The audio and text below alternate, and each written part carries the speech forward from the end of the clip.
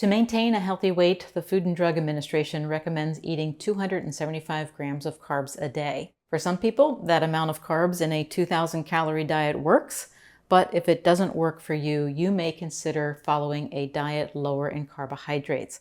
This video shares 4 options: carnivore, ketovore, keto, and low carb. I'll let you know what makes them different and provide food lists for each level. Carbohydrates cause the body to store water. When you eat a high-carb diet, the energy that you do not use right away is stored as glycogen in a hydrated form. So each gram of stored glycogen holds onto about 3 grams or more of water. If you ever felt frustrated because your bathroom scale jumped up after a high-carb meal, this water-laden glycogen is why. In other words, you gained water weight. The reverse process happens when you switch to a low-carb diet. Stored water flushes out of your body and you lose weight quickly.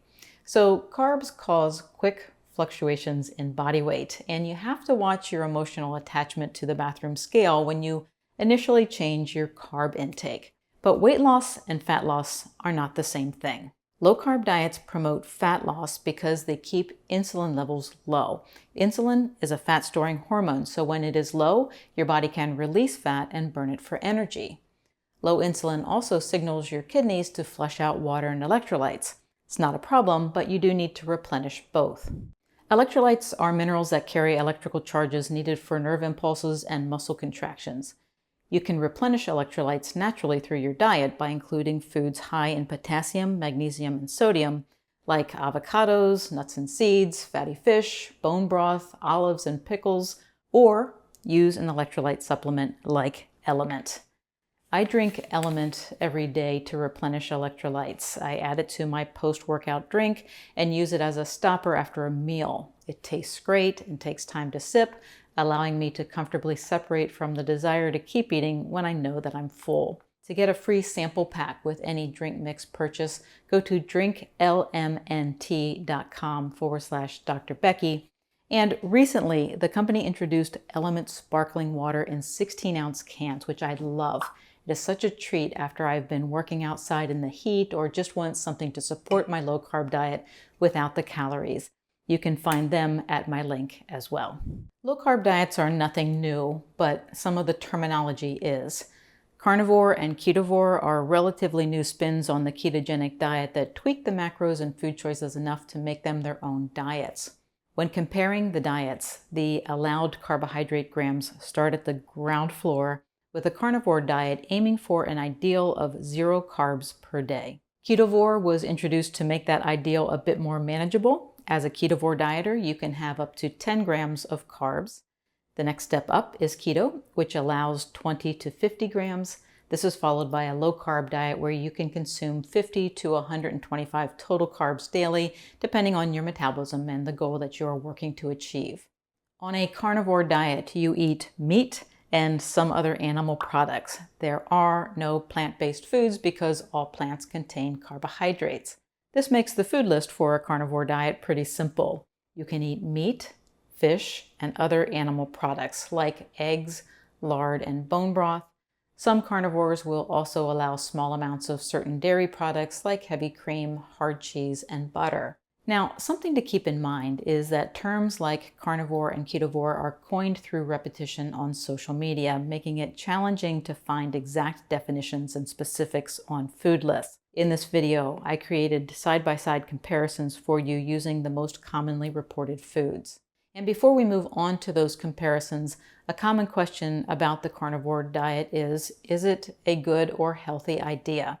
Proponents of the carnivore diet point to factors like accelerated weight loss, low inflammation, blood sugar regulation, and better mental focus as reasons to follow the diet. However, there are currently no rigorous scientific studies to show the long-term effects of a carnivore diet, and some prominent advocates of the diet, like Paul Saladino, have added carbs back into their diet for better exercise performance. I do understand that carbohydrates are not essential nutrients and that civilizations have survived on few, if any, carbohydrates throughout history. However, until more unanswered questions are answered, it does beg the question of whether this degree of limitation is necessary which may be the reason why the next diet is rising in popularity. Ketovore, as you may have guessed, is a combination of a keto and carnivore diet. In fact, it is sometimes referred to as the keto carnivore diet, and your carbohydrate allowance and food choices fit in the middle of those two diets. Another way to think of it is that you can eat a carnivore diet and add up to 10 grams of carbs. 10 carbs are not much, but it provides some freedom. I will also add that Ketovore cleans up a challenging problem with zero carb eating. That problem is that some animal products contain small amounts of carbohydrates. So a pure zero carb carnivore dieter would have to cut out eggs because each one contains about a half a gram of carbs.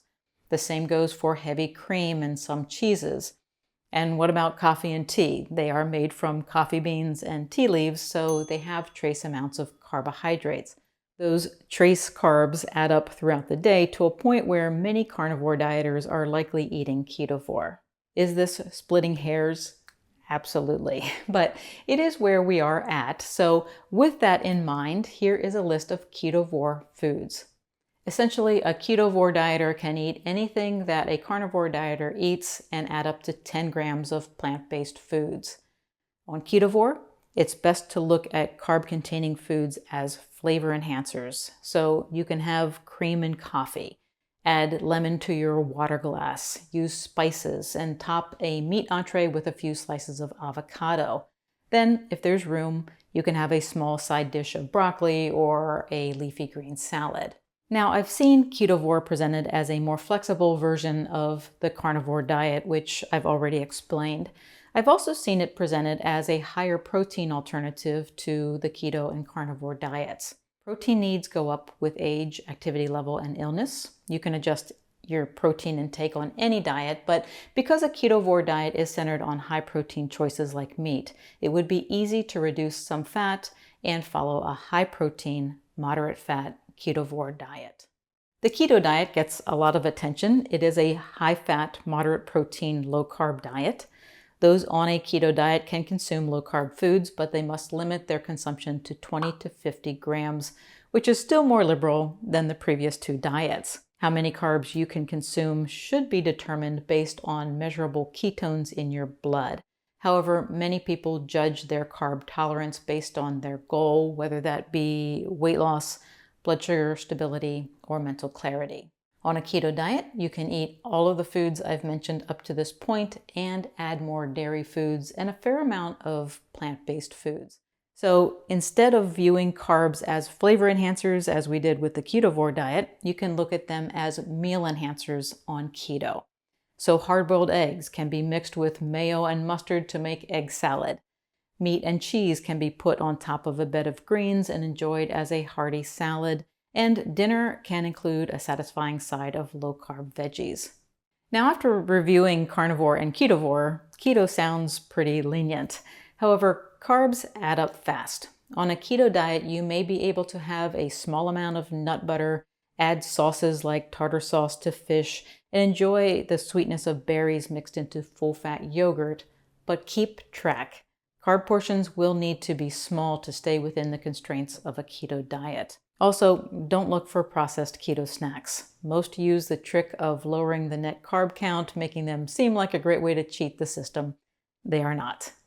I follow a low-carb diet and find it an enjoyable way to eat because there is plenty of variety. I have a list of 100 low-carb foods that you can download for free on my website, and I will leave a link for this in the video description below this video. But basically, if you choose to follow a low-carb diet, you can eat anything that a keto dieter eats and boost your carb intake to between 50 to 125 total carbs per day.